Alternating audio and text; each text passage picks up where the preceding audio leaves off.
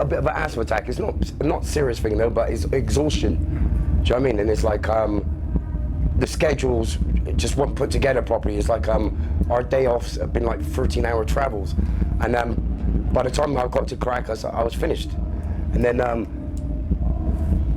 we were off at 10, but about 9 I couldn't breathe, and my ventilating wasn't working, and I thought it'd be all right, but I couldn't do the songs because it's energy. So I had to go to the hospital. I got an IV drip and an steroid injection for your asthma and an allergy injection, and then went back to the show, and managed to make the last half hour of the show. But it was like I was supposed to go back to the hospital, but I was just even too tired to go back to see this doctor. And we were supposed to leave the hotel at 4 o'clock, go to the airport and fly to Guatemala. And it's just impossible. It's like I'd seen a couple of comments on the internet. A girl said, "Come on, that's not true.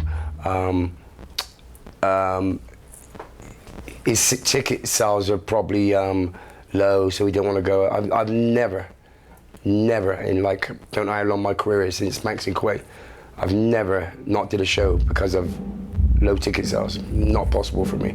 It's just my body and not me, my band. The band, everybody was just, finished.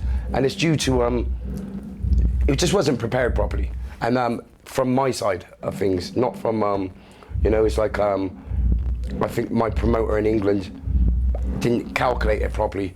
I've been told by South American promoters saying, this is impossible, this is not possible, that you're doing this.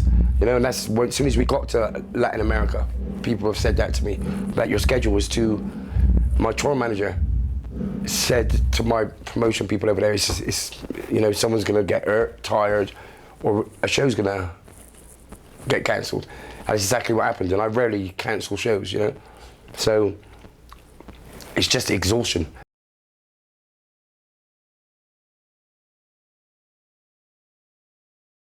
Both are really, I couldn't say which, I like both, but it's both an amazing, to be able to do music is kind of lucky, I'm very lucky, you know what I mean? So I don't know which is, because it's a different vibe, like studios like meditation, like some people do yoga, whatever. The show is more like you're actually meeting people, you're actually, and there's an energy. So it's a different tone,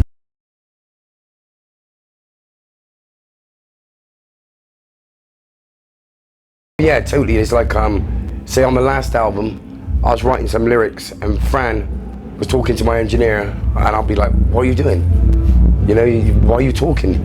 If I got a track playing and I'm writing to the track, or you're writing to the track, or, and it's like, I like silence and complete, I need to focus. So it's two different things, yeah. I'm in the studio, I don't talk a lot, or I'm not outgoing. I'm very personal, very sit on my own with a pen and pad, with the keyboards, and kind of it's very personal.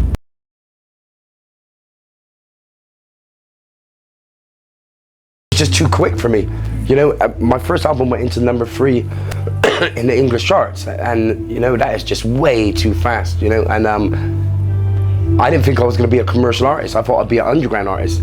So all of a sudden I'm in the sun and I'm going out with Bjork and all these major it was just too much for me. Now I realize that, like, if you're doing an interview, if people listen to your music, sometimes they like to know how you think, or so I think, and it's not very often, in normal life people are going to listen, to what you have to say.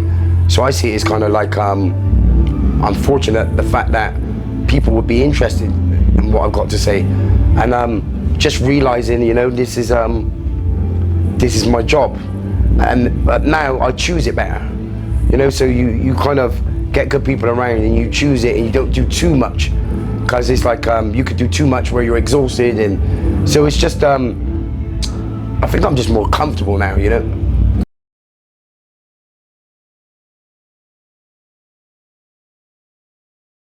I don't know. It's like, I don't want to say there was no scene, because no one really hung out with each other. You know, it's like, but it's so small, you see everybody, you know? And when they say Bristol scene, like, Portishead is not from Bristol. They lived, it's a place called Portishead, and it's nothing to do with Bristol at all. It's just like 15, 20 minutes. And I never seen Jeff Barrow when I was growing up. I never seen Massive Attack when I was growing up. I come from Northwest.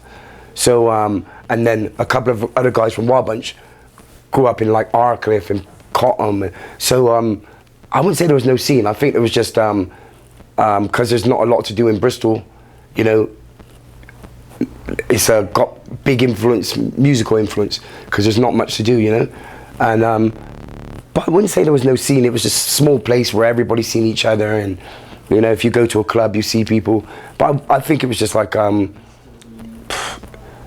maybe when I don't know, but it definitely wasn't a scene.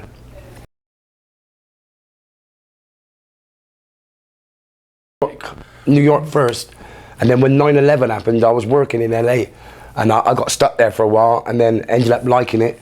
I just stayed there. I like being a stranger somewhere, you know. I like being a stranger. I like the fact that when I see palm trees outside my house, I'm like, wow. Or when I was in New York, I see the Brooklyn Bridge.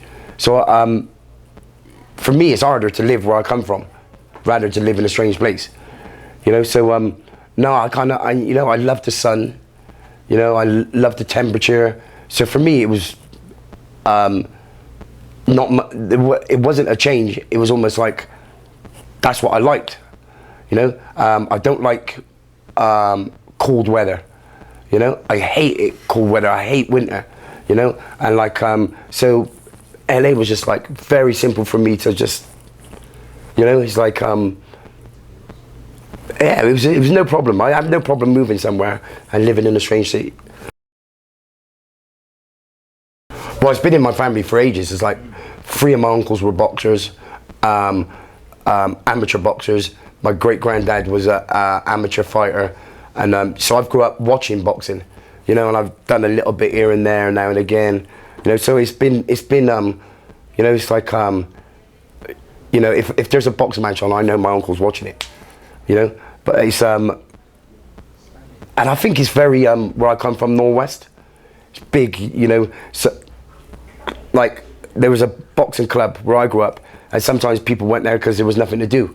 So it's just part of the community, I think. So I grew up watching boxing, and I'm a big fan of boxing.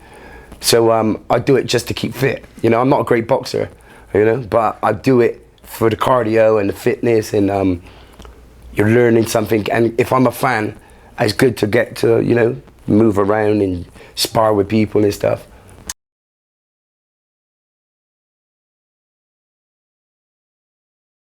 The radio show, and I just said, I was asking the host, is there any artists I can work with, you know? And they said these guys are coming in.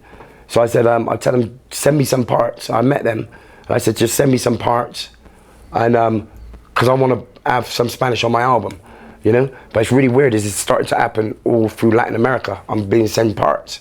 So it looks like I'm going to be doing a Spanish album, you know, a Latin album with Spanish vocals. It seemed to have just naturally happened. I've only been here 2 weeks, but people are sending me stuff, different musicians. So it looks like that's kind of happening already, which is kind of weird.